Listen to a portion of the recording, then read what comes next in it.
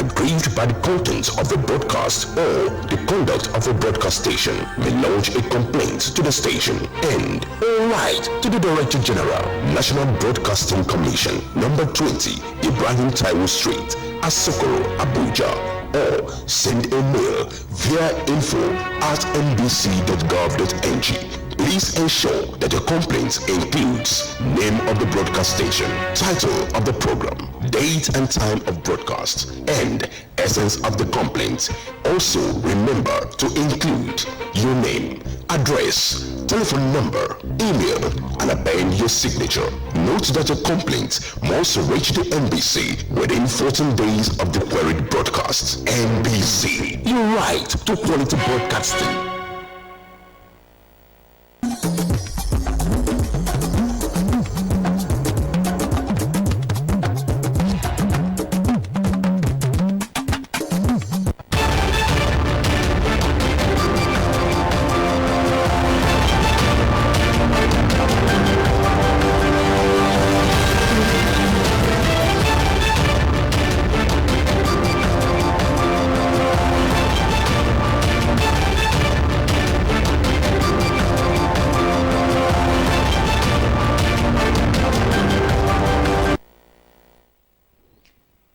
Tonight, President Bola Tinubu addresses the nation on economy.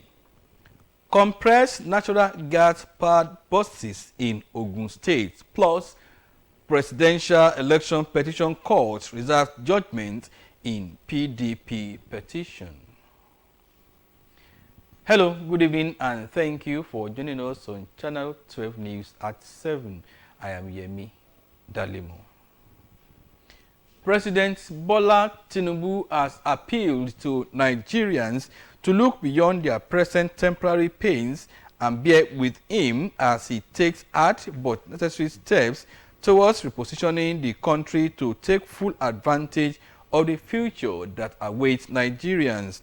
He made the appeal in a special broadcast where he unfolded a wide range of interventions by his administration to revive the economy and provide welfare to Nigerians.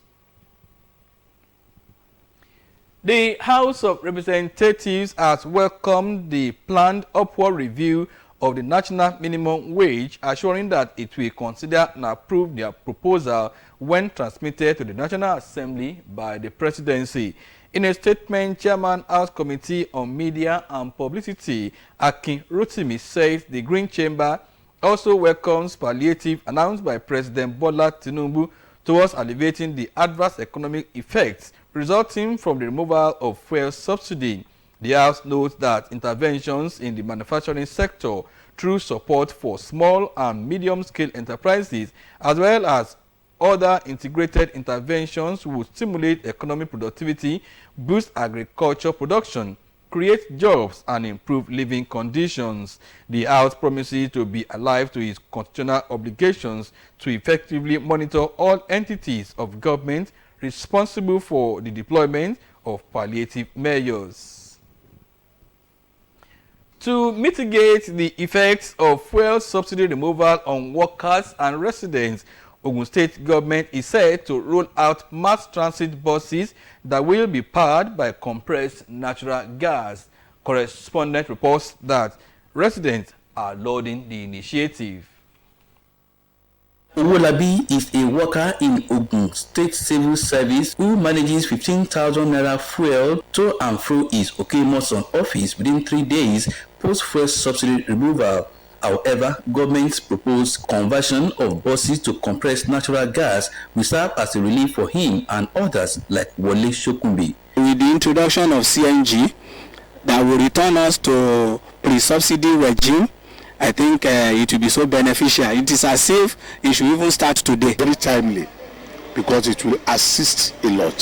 Former senior special advisor to Governor Dapo Abiodun on energy, Olaniji Aridapo Aishida, and the leader of the Indian team that handled the conversion to CNG say the converted buses are safe for use, as government also put in place plans for sustaining the project. There's a value chain to be created.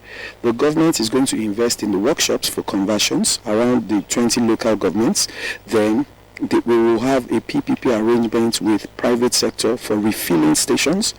Actually, we are going to gain environmental friendly, pollution will be eradicated, and transport fare will go down. Diesel vehicle, we will convert modification engine modification needed, so it will take 2-3 days.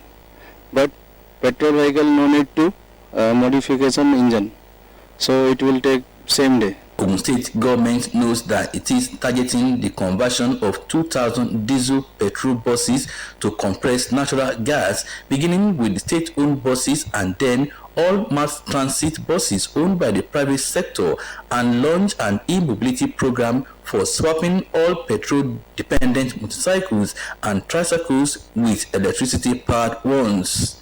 In ABEOKUTA. The Acting Inspector General of Police, Kayode Egbetokun, says he is deeply concerned about the recent developments regarding planned nationwide protests by the Nigerian Labour Congress and the Trade Union Congress. While being mindful of the right to peaceful protest and enshrined in the Constitution, the IGP urges all parties involved to ensure that planned demonstrations are conducted in a peaceful manner to prevent being hijacked by miscreants owing to the previous ugly experiences of such protests in most major cosmopolitan cities in the country. The IGP, however, acknowledges the grievances raised by the labor unions and the importance of constructive dialogue, which is sine qua non in addressing these issues. To this end, the acting IGP orders the commissioners of police in charge of various commands and supervisory assistant inspectors general of police to engage in fruitful discussion with the NLC and TUC leadership to foster understanding and reach common grounds on the planned protest. Meanwhile, the acting IGP has reiterated the commitment of the force to ensuring the safety and security of all citizens during the period of the planned protest, as all necessary measures to facilitate the peaceful conduct of these demonstrations have been in place. However, acting IGP hereby reaffirmed that any attempt by miscreants to exploit the situation for violent purposes will be met with firm, professional, and commensurate lawful approach. In a related development, the Solicitor General of the Federation and Permanent Secretary, Federal Ministry of Justice, Beatrice Jedi Agba, has reacted to the purported intention of the Nigerian Labour Congress to embark on industrial action by Wednesday, 2nd of August 2023. In a statement, he said it was a settled principle of law that all parties in a dispute before the National Industrial Court of Nigeria should maintain status quo and not resort to self-help. The Justice Ministry noted that while it was the right of NLC to demand for better workers' welfare, it would be in the best interest of all to allow the courts fully decide on the labor-related matters as they relate to this case and allow government to provide palliatives for Nigerians. In another development, activities marking the 60th anniversary of the establishment of the Nigerian Immigration Service, Ogun State Command, has commenced, with the agency showcasing positive reforms and achievements recorded during the period under review.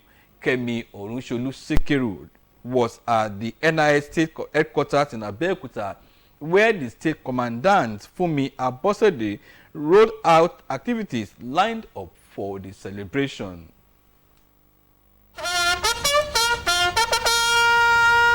This press briefing by the Controller of Immigration, Ogun State Command, Fumi Abosede, kickstarted the various activities lined up to celebrate the 60th anniversary of the establishment of the Nigerian Immigration Service after it was extracted from the Nigerian Police Force in 1958, exactly 60 years, on 1st of August 2023. We have sensitization also.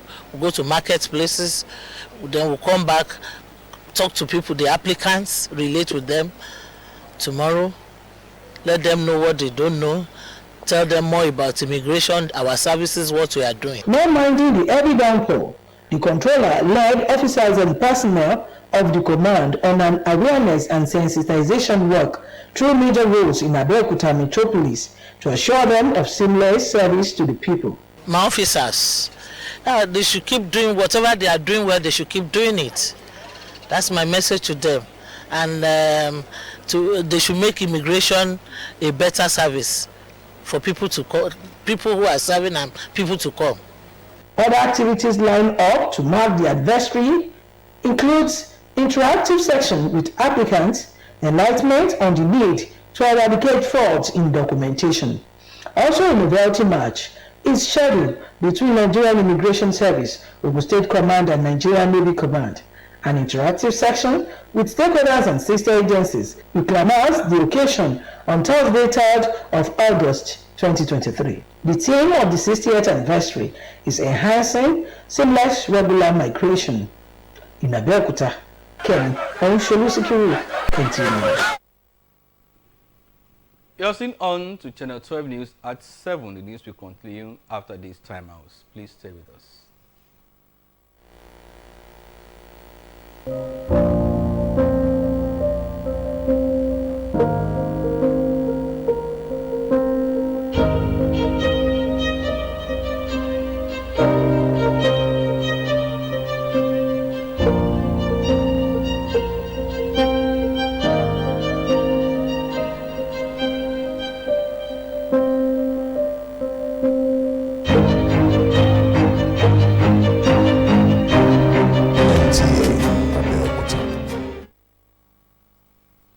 Welcome back.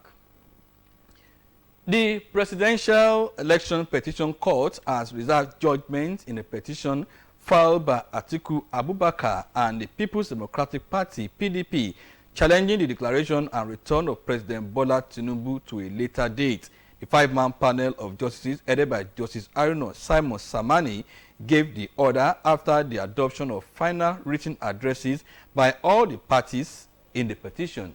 Dudley Atumbi reports. This petition, Atiku Abubakar and the People's Democratic Party are the petitioners, while the Independent National Electoral Commission, President Bola Ahmed Tinubu, and the All Progressives Congress are the respondents. Adopting his final written address, Counsel to INEC Abubakar Mahmood SAN appealed to the Presidential Election Petition Court to dismiss the petition as the petitioners failed to discharge the burden placed upon them by law in their petition. INEC, as the first respondent, equally told the court that the People's Democratic Party (PDP) and its presidential candidate Atiku Abubakar failed to substantiate their claims that irregularities occurred during the conduct of the 2023 presidential election. Adopting the final written address of the second respondent, President Bola Ahmed Tinubu, his counsel Wole Olanipekun SAN differentiated between transmission and uploading of results, saying that while transmission of the results is the natural outcome of the collation, uploading of same or not cannot alter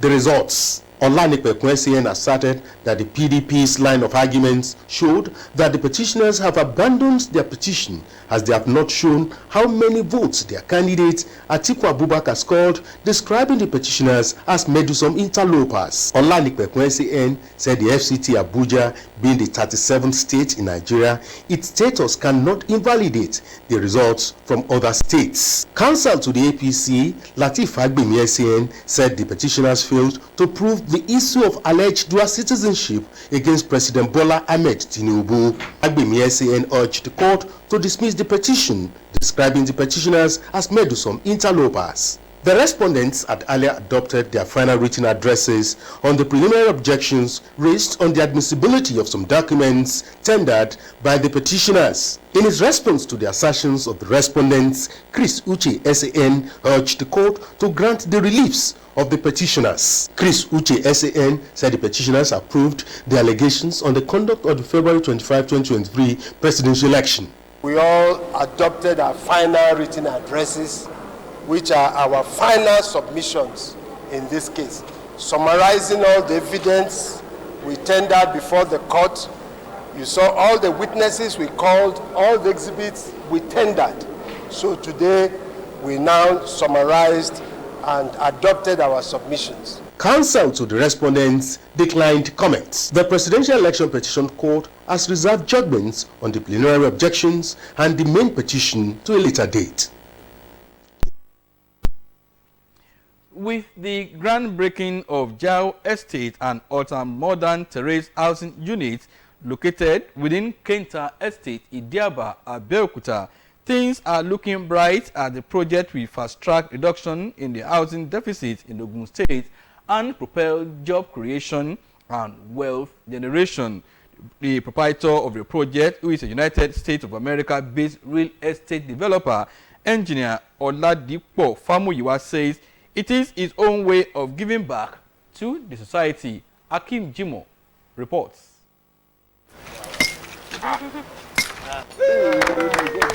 The foundation laying ceremony of the 28th units of low-cost terrace was performed by His Royal Majesty the Olowu of Owuland, Abeokuta, Oba Adelola Saka Matemelola, the monarch, and other well-wishers who appreciate the visionary for the giant stride, tasked Nigerians in diaspora to borrow a leaf from the real estate developer and invest in their fatherland as a way of giving back to the country.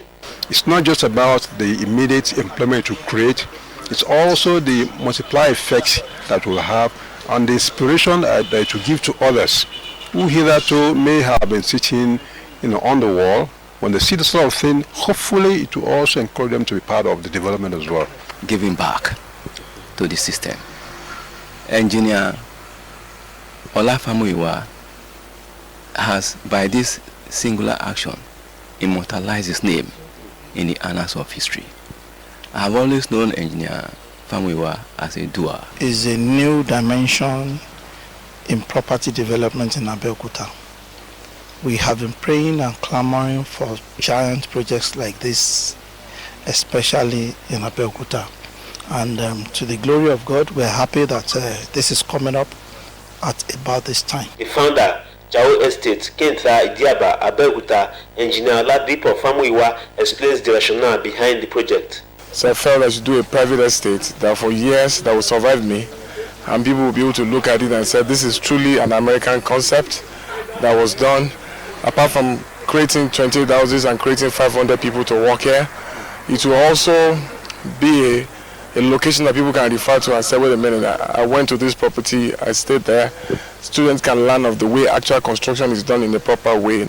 I'm delighted to what he's doing because he's trying his best, even though his father is not alive now, but thank you, Jesus. Jao Estate Abeokuta is also in honor of the memory of the father of the founder and Owu chief, late Prince Jacob Adekunle Olalekan Famuyiwa, who died on the 2nd of March 2015. Abeokuta, Akim Jimo, NTA News. Experts in social development have identified the cooperation and support by the society as essential tool for achieving effective service delivery in the justice sector.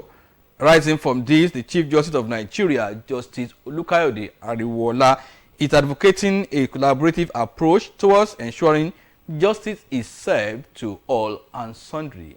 Olabode Arewa reports. Right from his assumption of office as Chief Justice of Nigeria, Justice Olukayode Ariwola's mantra to all judicial officers and their support staff has been that they should uphold the tenets of probity, hard work and efficiency in the discharge of their duties. This message was re-echoed by the administrator of the National Judicial Institute when he addressed court registrars, bailiffs and commissioners of votes at a capacity building workshop on court services in Abuja. As one of the shoulders on which rests the operations of the judiciary, he advised them to always adhere strictly to the code of conduct for court support staff. As the need for improvement in terms of transparency, productivity and efficiency in judicial dynamic, as such our efforts in this regard must continue to work in progress if we must attain the best global practices. As we are all aware that as officers in charge of day-to-day activities in our courts, your attitude and conduct towards court users must be that of courtesy and accountability. Chinedu Williams Achibe is one of the participants at the workshop. We come here to update ourselves, both in processes and other things that has to do with the judiciary. A mini silence was held in honor of Justice Santos Chimanweze of the Supreme Court of Nigeria, who passed on this Monday. In Abuja, Olabodarewa, NTA News. And that's the news. We thank you for watching. Good night.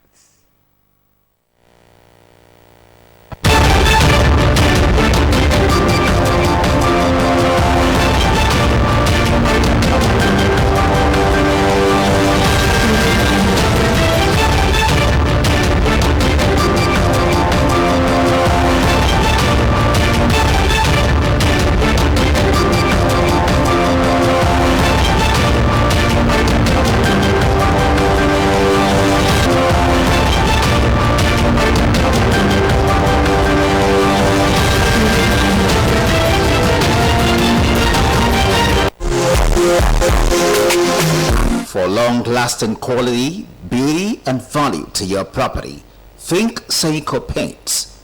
Seiko Paints. For more than 20 years, we paint the gateway city and cities beyond.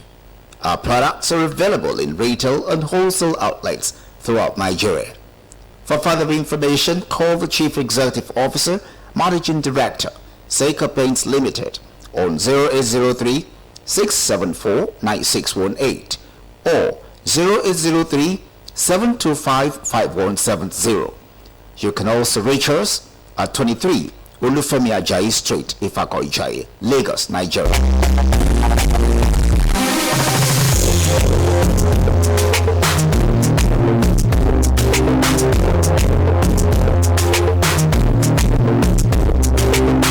Seiko